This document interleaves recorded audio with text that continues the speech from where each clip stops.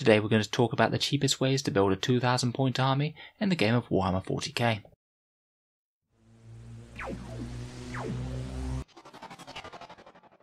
Hello and welcome back to Auspex Tactics, the strategy focused 40k channel, where we're all about getting the most out of our miniatures on the tabletop. Although in this one in particular, we're talking about trying to get more miniatures on the tabletop in the first place. So it's fairly well known that the game of 40k is a fairly expensive hobby, and it certainly doesn't harm to economise a little bit as you're building and collecting your army. Some of the factions in 40k certainly have an easier time making a 2000 point army list, so in this video we're going to take a look at a selection of some of the easiest and talk about practical purchases that you could potentially make to get a 2000 point force up and running for a relatively inexpensive amount of money compared with the vast majority of the miniatures that Games Workshop sells. In general, the armies that tend to have the best price per points ratio tend to be quite elite ones, which kind of makes sense because you need less miniatures to make up a 2000 point list. In this video we've got 7 potential options for buying a relatively cheap Warhammer 40k 2000 point army, and a bit of a discussion as to different routes that you could go with them.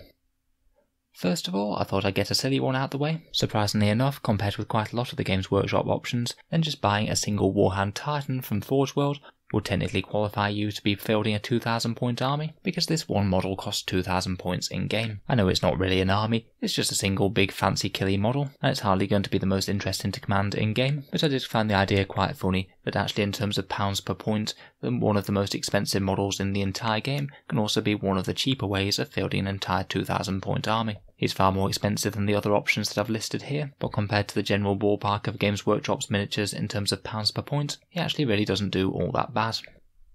Moving on to a bit more of a traditional army then. Unsurprisingly, the ADEPTUS CUSTODES are going to feature in this list. As we said, it's going to favour big elite miniatures, and there are very few other armies that get bigger or eliter than the CUSTODES Custodian Guard. For 5 of these big, beefy and hyper-elite Space Marines, they only cost you £35 or $60 US, and you get even added value from this box set because out of the same kit you can make a Vexilla, one of their standard bearers, and you can count them as shield captains as well who don't have their own unique HQ model. This means that if you build one of each of those characters and 3 standard Custodian Guard, then you get an absolute ton of points out of this one box set. Their Virtus Praetors, their Dawn Eagle jet bike mounted units, is really quite a decent deal as well. They cost exactly the same, and they clock in around about 100 points per model depending on what you arm them with. So at £35 for a unit of 3, it's again not a bad deal at all, and this can again get even better if you run them as shield captains on the Dawn Eagle jet bikes, which honestly aren't even a bad choice at all in game. At one point they were some of the most competitive models around. These cost 168 points each with the salvo launchers, so you could be getting around 500 points of Space Marines for just one box. If we put that together into a couple of actual army lists then, if you really are taking it to the extreme, then you can take 3 shield captains and 3 on Dawn Eagle jet bikes, and 3 Terminator shield captains from the Alaris Terminator box set, and with the rest of the leftover Custodian Guard, you can get 3 squads with Storm Shields and 3 Vexillas. You would need to use a couple of Supreme Command detachments to pull this off, and it is a bit of a weird and inefficient character spam army, so it isn't exactly the most representative of how you'd want to field Custodes in game. It does satisfy the conditions for being a 2000 point army though, and it's only £170 or $290 to get this hyper elite section of Golden Boys going. If you wanted to make the list a little bit more reasonable and not so unbalanced, you could maybe just take the shield captains on Dawn Eagle jet bikes, a couple on foot and a Vexilla, and just use the rest as more Custodian Guard, and include some of the actual fast attack Virtus Praetors to give you a bit of mobile punch and firepower. It does cost a little bit more, but it looks a lot more like an actual army on the table. Next, I thought I'd throw in an entry for the Orks, mainly because of their very good value Stomper kit. In general, the Orks aren't the most points efficient army in terms of getting money for points on the table, just because they tend to have quite cheap units, and they're quite heavy on Horde models in general. However, their Stomper massively bucks this rule, just because it costs so much in game. To be honest, it's pretty overpriced, and not exactly the most competitive model. Still though, compared with virtually any other kit of its size, it's surprisingly cheap as it came out quite a while ago, costing only £75 or $125 for 870 points worth of Mighty Orc Walker. You could include 2 of them in a list, then you just have to fill out a few extra points, which I've chosen to do with a set of start collecting orcs, assemble the boys in Death Dread, and you'd have to do a little bit of conversion work with the Pain Boy to make him into a war boss or something, and you're looking at a very weird and hyper elite orc list that again is technically one of the cheapest that you could buy in Warhammer 40k. Again, it's not exactly very representative of what most armies would look like. I guess the main takeaway is that the Orc Stomper is a very good value one if you want to get lots of points on the table for not very much financial investment. Next up we come to the Space Marines, who I have already mentioned briefly in this sort of vein from a similar video. My go-to pick for trying to get a cheap Space Marine army is to buy the No Fear box set, which comes with the Hellblasters, Intercessors, Inceptors and Gravis Captain that you see here, and it costs only £50 or $85. It also comes with a hefty amount of Death Guard in the same box, and it's probably one of the best value box sets in terms of buying miniatures that Games Workshop sells in general. Now £50 isn't actually all that bad a deal for this many Space Marines. They equate to around about just under 500 points on the table. And of course the value saving will get even better if you can resell the other Death Guard miniatures, either online or locally, or split the box set with someone else, and I find you can usually get around about £20 for them if you sell them on eBay. To flesh out the army, I've chosen to go with a Vanguard Space Marine box set. These guys are £60 or $95 for around the same amount of points, but they get you a whole ton of different infantry units and are still an excellent deal. That just leaves us with a few points left over, for which I've chosen to plug the gap with an easy build Redemptor Dreadnought for £25 for a 175 point Space Marine Walker.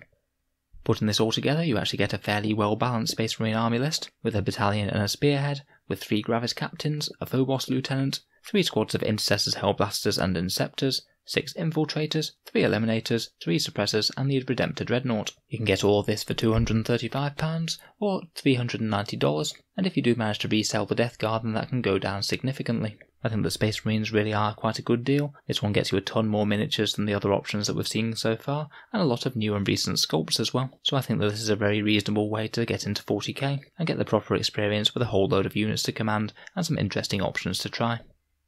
If we built around the other side of No Fear and focused on the Death Guard, unfortunately there are a few less points in the box for the Death Guard than the Space Marines, mainly because those Poxwalkers are just so cheap. There's some other pretty cheap options in the Death Guard range as well, such as Lord Felthius' Cohort, which can net you some Terminators and a Chaos Lord as well. They're only £25 or $40, and another decent option is the Easy Build Blight Hauler Kit. This one is £15 or $25 for an 100 point model. You can take quite a lot of Blight Haulers in a Death Guard list, so I've just chosen to go with a very simple option for this example army, and this is 3 sets of No Fear, along with 8 Blight Haulers, which you can get for £270 in total, or $455, again going down very significantly if you can manage to resell the Primaris somehow. Perhaps not quite as much unit diversity as the Primaris, but still a very reasonable one from the Chaos point of view.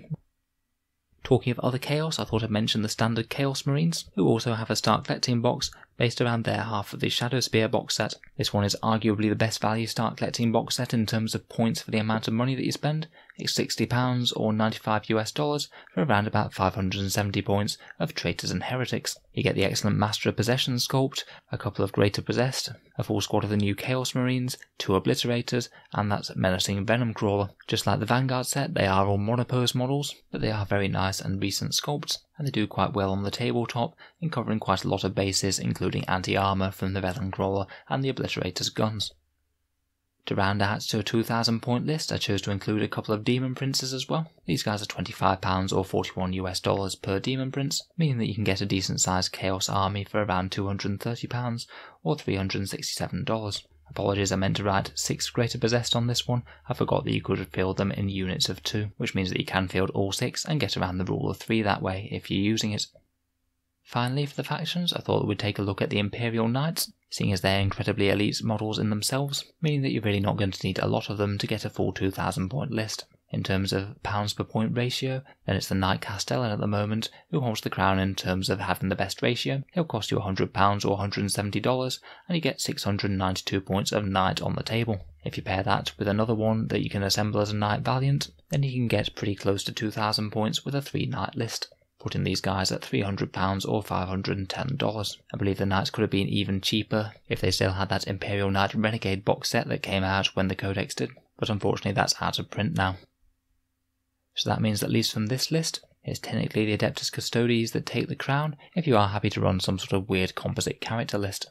Next we have the Orks, then the Chaos Marines, and then the Space Marines and Death Guard, though I should note that both the Space Marine and Death Guard can gain massively on the others if you do manage to resell the other part of their No Fear box sets. I feel that in terms of actual value that you're getting out of the miniatures though, then the Chaos, the Space Marines or the Death Guard are generally going to be a bit better, as you just get a massively bigger variety of miniatures out of those sets, and they'll be able to function a lot more like real armies, with multiple units to make decisions with, rather than just a few randomly scattered units.